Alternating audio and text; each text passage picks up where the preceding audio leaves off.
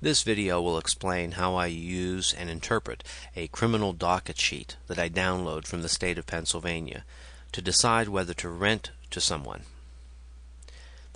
First thing I'd like to say is that I'm not an attorney, and my understanding of these docket sheets is limited to reading many of them over several years and doing some background research. If you're going to use these sheets to decide whether to rent to someone or not, please do spend the time to learn what many of these terms mean, or talk to an attorney if you have questions. At the very least, ask the applicant about any questions you may have to find out if the information that appears in these sheets is inaccurate, or to at least put them in the proper context before you decide to accept or reject them as a tenant. First thing I look at, top of the page, where did the crime occur? In this case, it occurred in Franklin County. Now, if I don't have any record on the applicant's application or on their credit report that they ever lived in Franklin County, I'm going to ask them about that, see if they had an address there, a landlord perhaps that I could talk to. They may have just been passing through and were arrested in that county. If so, I'd like a little more context. Under case information, I look at the date that this case was filed. In this case, it's late 2009, which means this matter is probably still ongoing and could affect the applicant's ability to rent my property or to stay there for an extended period. If this arrest took place many years ago, I'm confident that the matter has been resolved. Under status information, I can see that this case is closed. That's important to know. I can also see approximately when it was resolved. In this case, 1/13/2010 is the last date. So I know there was a penalty. The question is, what is that penalty and how will it affect the applicant's ability to live in my rental property? You'll see calendar of events and confinement information. These forms vary from person to person. Sometimes some of these headings will not appear. Other times they will. You have to be flexible. Look at each one to decide what information is relevant to you. I always look under defendant information. Occasionally I'll be lucky and find an actual address for the defendant, which I can then cross-check on the credit report or the application.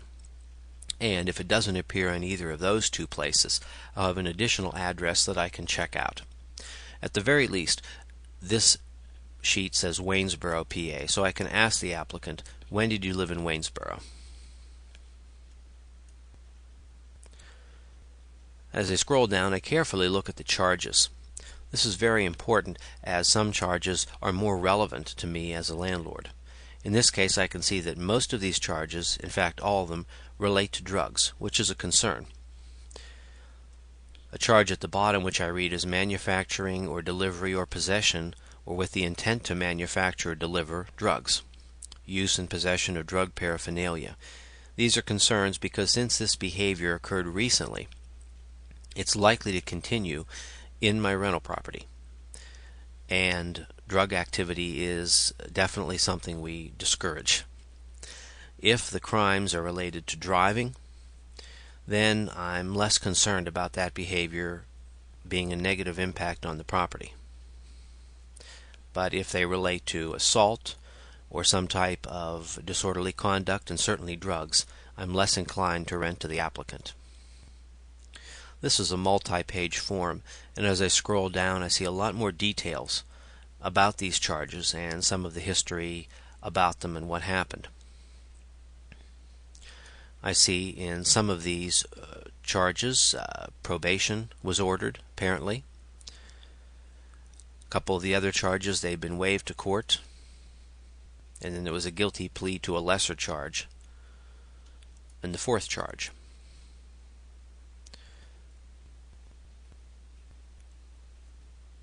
Down near the bottom of the form, occasionally I'll see a list of their fines, what the applicant has to pay or has paid in the past as restitution or as fines to the government.